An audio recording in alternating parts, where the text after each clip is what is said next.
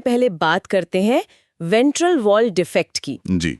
तो आसान भाषा में इसका मतलब है कि जन्म के समय बच्चे के पेट के दीवार में एक छेद है जिससे शरीर के अंग बाहर निकल आते हैं। सही।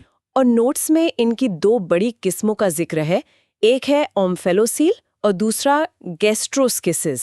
सुनने में तो काफी मिलते जुलते नाम है। हाँ, नाम मिलते जुलते हैं पर इनमें फर्क जमीन आसमान का है। अच्छा। ये जानना बहुत जरूरी है।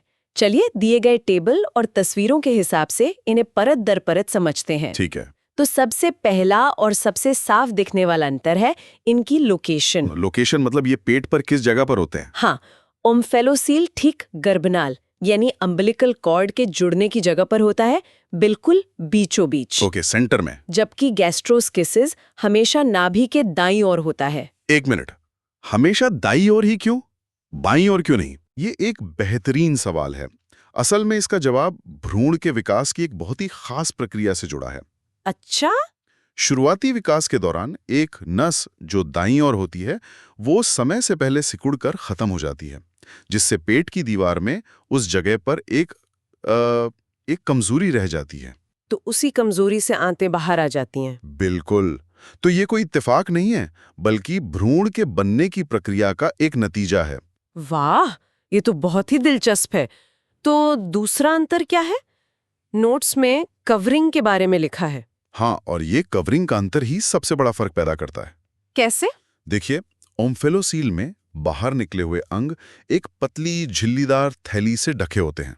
हाँ, तस्वीर में भी एक पारदर्शी बैग जैसा दिख रहा है। सही, लेकिन गैस्ट्रोस्किसिस में ऐसा कुछ नहीं है। अंग सीधे बाहर खुले में होते हैं। तो क्या इस थैली के होने या न होने से कोई बड़ा फर्क पड़ता है? बहुत बड़ा। ओम्फेलोसील की वो थैली एक तरह का प्राकृतिक बायोबैग है। बायोबैग? हाँ, ये उन अंगों को मां के गर्भ में एमनियोटिक द्रव के सीधे संपर्क में आने से बचाती है और जन्म के बाद संक्रमण से भी सुरक्षा देती है। तो डॉक्टरों को थोड़ा समय मिल जाता है। बिल्कुल, बच्चे को स्थिर करने और दूसरी गंभीर समस्याओं जैसे दिल की बीमारी की जांच करने का वक्त मिल जाता है। लेकिन गैस्ट्रोस्किसिस में कोई कवरिंग नहीं होती। और जन्म के साथ ही समय के खिलाफ एक रेस शुरू हो जाती है। रेस? ऐसा क्यों? क्योंकि बिना किसी सुरक्षा के आंतें जन्म से पहले कई महीनों तक एमनियोटिक द्रव के संपर्क में रहती हैं। और वो द्रव उन्हें नुकसान पहुंचाता है। हाँ, वो आंतों के लिए जलन पैदा करता है।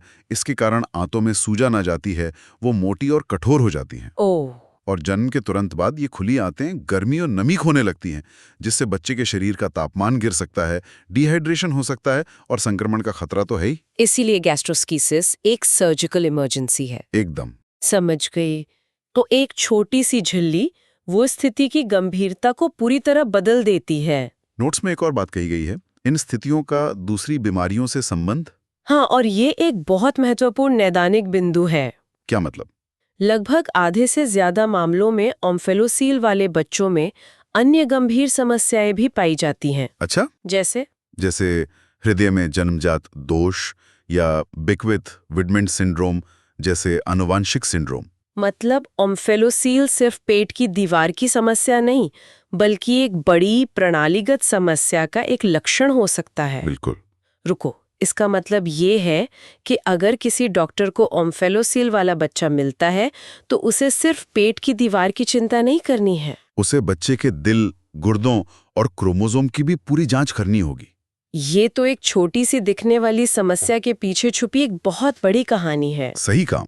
इसीलिए ऐसे मामलों में जेनेटिक काउंसलिंग बहुत जरूरी हो जाती है। और गैस्ट्रोस्किसिस? उसके ठीक विपरीत, गैस्ट्रोस्किसिस आमतौर पर एक आइसोलेटेड डिफेक्ट होता है। आइसोलेटेड यानी उन बच्चों में अन्य जन्मजात समस्याओं की संभावना बहुत कम होती है। वो सिर्फ पेट की दीवार की एक मैकेनिकल समस्या है। तो इससे माता पिता के लिए पूर्वानुमान और परामर्श दोनों पूरी तरह बदल जाते हैं। एकदम। और आखिर में एक चौंकाने वाला तथ्य, इन घटनाओं का ट्रेंड। टेबल के अनुसार ओम्फेलोसील की दर स्थिर है। हाँ, ज्यादा घटबढ़ नहीं रही है। लेकिन गैस्ट्रोस्किसिस दुनिया भर में बढ़ रहा है। ये तो एक मेडिकल पहेली लगती है। ये सिर्फ पहेली नहीं, बल्कि सार्वजनिक स्वास्थ्य के लिए एक बड़ी चिंता का विषय है। क्यों? देखिए, जब ओम्फेलोसील जैसी आनुवंशिक समस्याओं की दर स्थिर रहती है तो ये अपेक्षित है। लेकिन जब गैस्ट्रोस्किसिस जैसी मैकेनिकल समस्या की दर तेजी से बढ़ती है तो शक सीधा हमारे पर्यावरण या खानपान पर जाता है। बिल्कुल, या शायद हम जो दवाइयां ले रहे हैं उन पर। ये एक कोयले की खान में कैनरी पक्षी की तरह है जो हमें चेतावनी दे रहा है कि हमारे आसपास कुछ बदल रहा है। जो अजन्मे बच्चों को प्रभावित कर रहा है। हाँ, तो ये तो हुई जन्म के समय की बात। लेकिन अब उन मामलों को देखते हैं जहां एक सिस्टम जो सालों से ठीक काम कर रहा था अचानक गड़बड़ा जाता है। हाँ, डिस्फेजिया। आपके नोट्स का दूसरा हिस्सा इसी पर है, जब शरीर का एक सबसे बुनियादी काम यानी निगलना मुश्किल हो जाए। और डिस्फेजिया का निदान भी जैसा आपने कहा एक जासूसी की तरह ही है। मरीज आता है और कहता है मुझे निगलने में दिक्कत होती है। ये तो बहुत ही आम शिकायत लगती है। हाँ है, लेकिन इसके पीछे दर्जनों कारण हो सकते हैं, स्ट्रोक से लेकर कैंसर तक। असली काम ये पता लगाना है कि वजह क्या है। तो डॉक्टर ये जासूसी कैसे करते हैं? नोट्स में एक फ्लो चार्ट दिया है। ऐसा लगता है कि पहला और सबसे जरूरी सवाल यह है, आपको सिर्फ ठोस चीजें निगलने में दिक्कत है या ठोस और तरल दोनों में? बिल्कुल, ये सवाल ही सबसे जरूरी है। क्यों? ये इतना जरूरी क्यों है? क्योंकि ये पहला सवाल ही हमें दो बिल्कुल अलग रास्तों पर ले जाता है। अच्छा। अगर किसी को सिर्फ ठोस चीजों जैसे रोटी या चावल को निगलने में दिक्कत है, लेकिन पानी या जूस आसानी से पी लेता है, तो ये मैकेनिकल ऑब्स्ट्रक्शन का संकेत है। मतलब भोजन नली में कोई रुकावट है। हाँ, कोई भौतिक रुकावट। लेकिन अगर किसी को ठोस और तरल दोनों को निगलने में दिक्कत है, तो ये मोटिलिटी डिसऑर्डर की ओर इशारा करता है। मोटिलिटी डिसऑर्डर मतलब रुकावट नहीं, बल्कि भोजन नली की मांसपेशियों की गति में ही कोई समस्या है, वो सही से काम नहीं कर पा रही हैं। तो ये एक जासूस के काम जैसा ही है। पहला सुराग आपको दो बिल्कुल अलग मुजरिमों की ओर ले जाता है, या तो रास्ते में कोई दीवार खड़ी है या फिर सड़क ही खराब है। बहुत अच्छा समझाया। चलिए पहले रास्ते पर चलते हैं जहां सड़क खराब है, यानी मोटिलिटी डिसऑर्डर। यहां भी दो भाग हैं, प्रोग्रेसिव जो बढ़ती है और नॉन प्रोग्रेसिव। बिल्कुल। नॉन प्रोग्रेसिव में एक क्लासिक उदाहरण है डिफ्यूज ईसोफेजियल स्पैज्म। ये क्या होता है? इसे ऐसे सोचिए कि भोजन नली की मांसपेशियों को एक साथ मिलकर एक लहर की तरह काम करना होता है ताकि खाना नीचे पेट तक पहुंचे। हाँ, लेकिन स्पैज्म में हर मांसपेशी अपनी अपनी दिशा में, मतलब पागलों की तरह सिकुड़ने लगती है। एक ट्रैफिक जाम जैसा। एकदम, जहां हर कोई एक ही समय में हॉर्न बजा रहा है और कोई कहीं नहीं जा रहा। इसीलिए ये बहुत दर्दनाक होता है और मरीज अक्सर इसे दिल का दौरा समझ लेते हैं।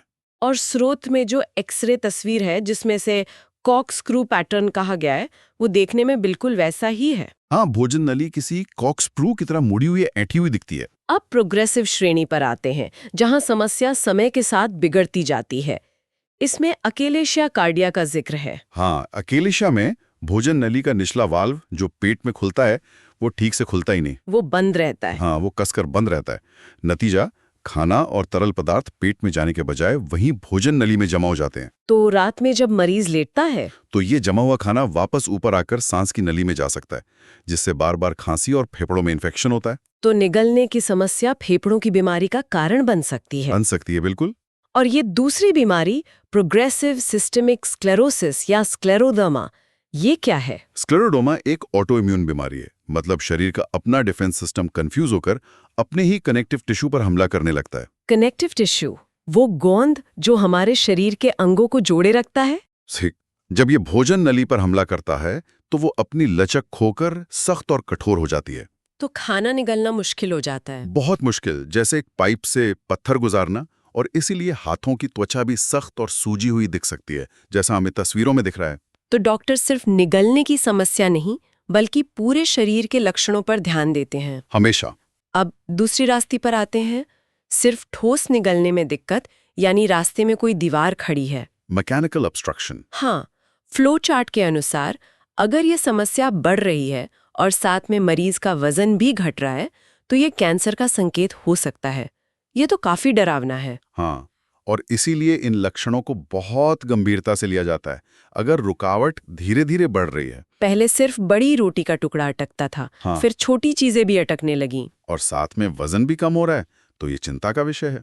और क्या वजह हो सकती है? और एसिड के संपर्क में रहने से भोजन नली में घाव हो जाता है, और जब शरीर उस घाव को भरने की कोशिश करता है तो जो स्कार टिश्यू बनता है वो भोजन नली को सिकोड़ देता है। तो शरीर की अपनी हीलिंग प्रक्रिया ही समस्या बन जाती है। और अगर ये रुकावट नॉन प्रोग्रेसिव है, मतलब स्थिर है, हाँ, तो ये शार्ट्जी रिंग हो सकती है। शादजी रिंग, ये क्या चीज है? ये असल में भोजन नली के निचले सिरे पर एक पतली झिल्ली जैसी बनावट है। लोग सालों तक इसके साथ बिना किसी दिक्कत के रहते हैं। और उन्हें पता भी नहीं होता। बिल्कुल। फिर एक दिन वो किसी रेस्टोरेंट में ब्रेड या मांस का एक बड़ा टुकड़ा निगलते हैं और वो अचानक अटक जाता है। इसे स्टीक हाउस सिंड्रोम भी कहते हैं ना? हाँ बिल्कुल, ये आमतौर पर अचानक होता है और एक ही जैसा रहता है, बढ़ता नहीं है। तो इन सब अलग-अलग कारणों का पता लगाने के लिए डॉक्टर कौन से टेस्ट इस्तेमाल करते हैं? नहीं, यहीं पर वो जासूसी फिर से काम आती है। जांच का तरीका इस बात पर निर्भर करता है कि हमें किस मुजरिम पर शक है। सड़क खराब है या रास्ते में दीवार है? बिल्कुल। अगर हमें मोटिलिटी यानी गतिशीलता की समस्या का संदेह है तो हम बेरियम स्वॉलो या मैनोमेट्री करते हैं। ये फंक्शन के बारे में बताते हैं। हाँ, काम करने के तरीके के बारे में। और अगर मैकेनिकल रुकावट का शक हो तो सबसे अच्छा टेस्ट एंडोस्कोपी है। जिसमें कैमरे वाली ट्यूब से सीधे अंदर देखा जाता है। सही। इससे डॉक्टर न सिर्फ रुकावट को अपनी आंखों से देख सकते हैं बल्कि ये भी पता लगा सकते हैं कि वो क्या है, एक रिंग, सूजन या कोई ट्यूमर। और बायोप्सी भी ले सकते हैं। हाँ, तो एंडोस्कोपी हमें स्ट्रक्चर यानी बनावट के बारे में बताती है। तो आज की इस चर्चा में हमने देखा कि मेडिकल साइंस में ऊपर से एक जैसा दिखने वाला लक्षण कितनी अलग-अलग कहानियां बता सकता है। हाँ, एक तरफ हमने नवजात शिशुओं में ओम्फेलोसील और गैस्ट्रोस्किसिस के बीच के उन अंतरों को समझा जो उनके इलाज और भविष्य को पूरी तरह से बदल देते हैं। और दूसरी तरफ निगलने में कठिनाई जैसी सामान्य लगने वाली समस्या के पीछे छिपे जटिल कारणों का पता लगाने के तार्किक रास्ते को देखा।